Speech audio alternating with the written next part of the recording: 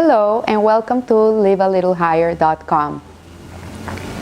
This Saturday night, the 25th of Kislev, begins the holiday of Chanukah.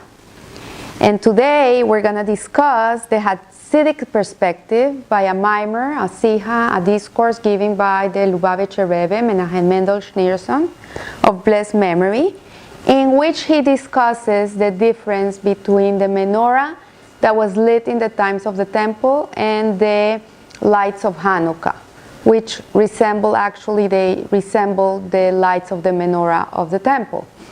The biggest difference we can encounter between these two menorahs is that the menorah of the temple used to have 7 branches, and the menorah of Hanukkah, or the Chanukiah, has 8 branches plus the shamash.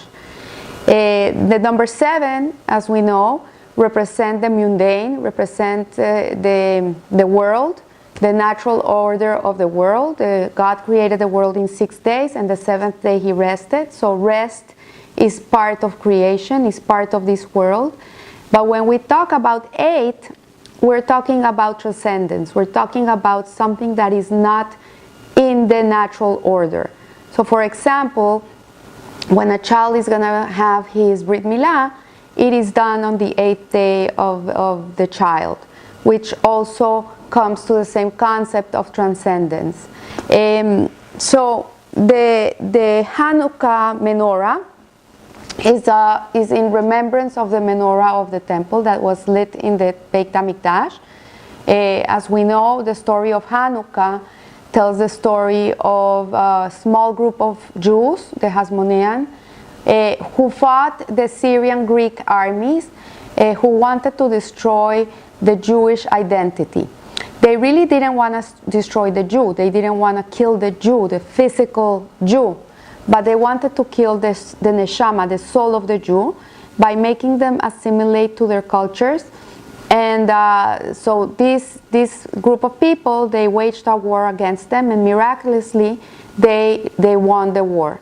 And Hanukkah is celebrated for 8 days because when they came into the temple, the whole temple had been desecrated and there were idols in the temple, and the menorah, which was lit with oil, all the jugs of oil that were in the temple had been desecrated, rendering the oil impure.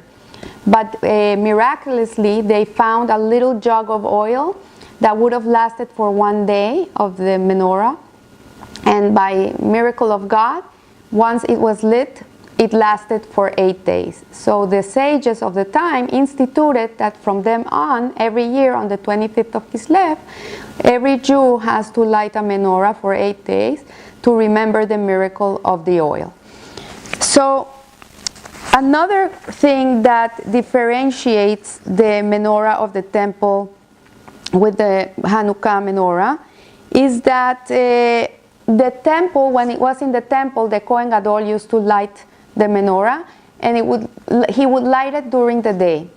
The menorah that we light during Hanukkah is actually lit at night when there's no light.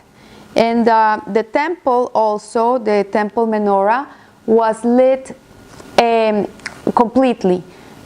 All the 7 branches were lit during the day. It lasted for a day. The next day he would have to go in and light them again, but it was lit completely. But the Chanukiah, on the other hand, we light 1 candle extra every day. So for example, if Saturday night we light 1 candle, then Sunday night we light 2 candles. Monday night we light 3 candles, and so on till the 8th day when we light the whole menorah.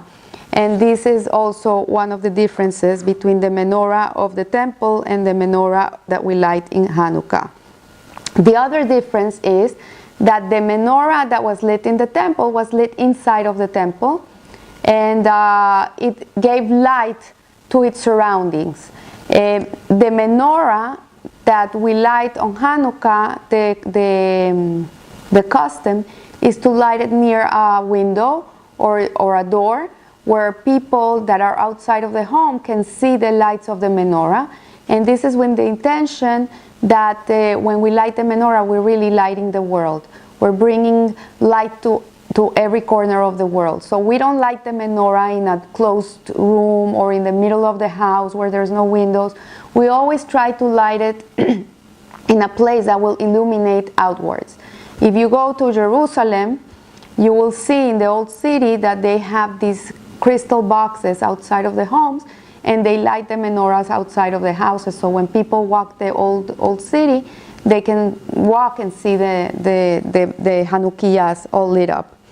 So the Rebbe says that in the times of the temple, it was a time of a lot of spirituality, and people were rich, especially in the times of King Solomon and in the times of Moshe Rabbeinu, when the Jews walked the desert for 40 years, and they used to carry the Mishkan with them. They used to light the menorah during the day also.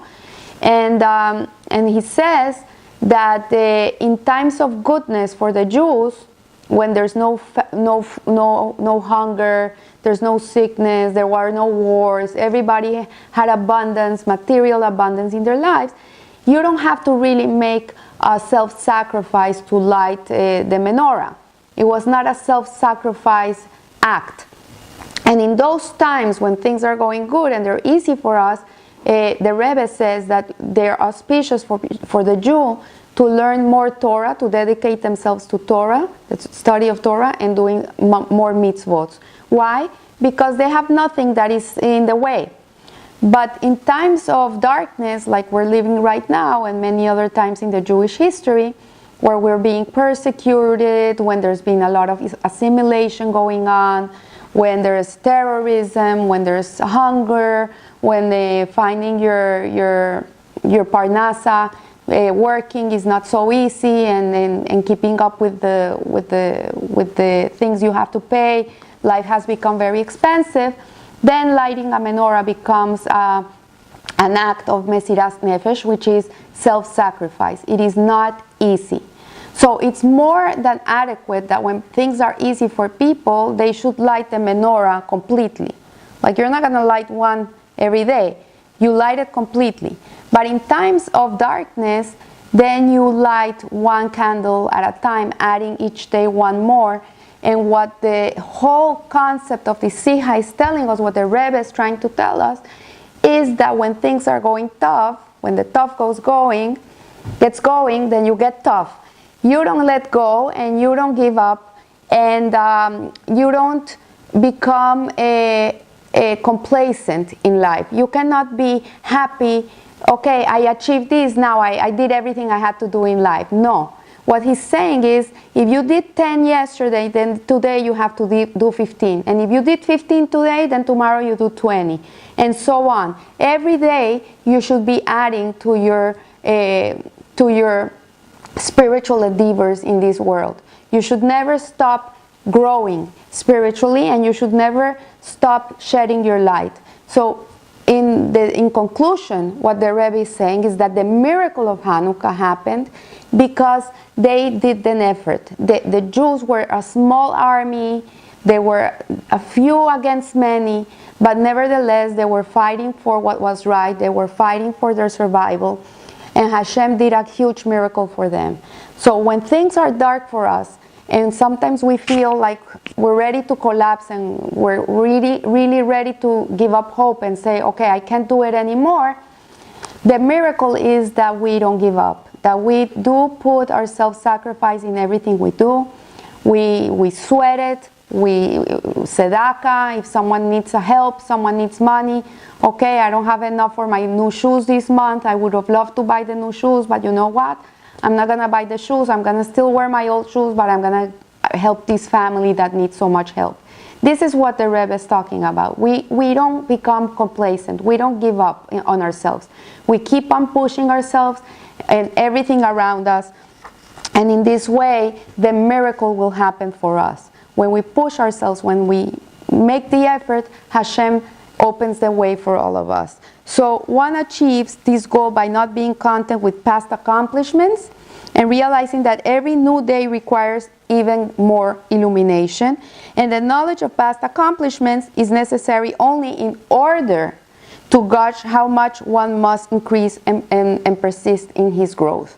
So when a Jew acts in this manner with Mesirat Nefesh, which the Rebbe says is not only me, it's you too. It's every Jew is an ambassador of Hashem. Every Jew has to put his part. Then he possesses the divine assurance that he will ultimately succeed. And there will be ever increasing light in the darkness of the external environment till its blackness will finally vanish completely. And this is our prayer now, that this should bring the pure oil for kindling the menorah in the Beit HaMikdash, and may it be rebuilt speedily in our days. So I want to wish you a Hag Sameach, a beautiful and joyous Hanukkah, and remember that your light is a powerful light, and it's here to shine, not to put it in a closet. And in this way, you will live a little higher. Thank you.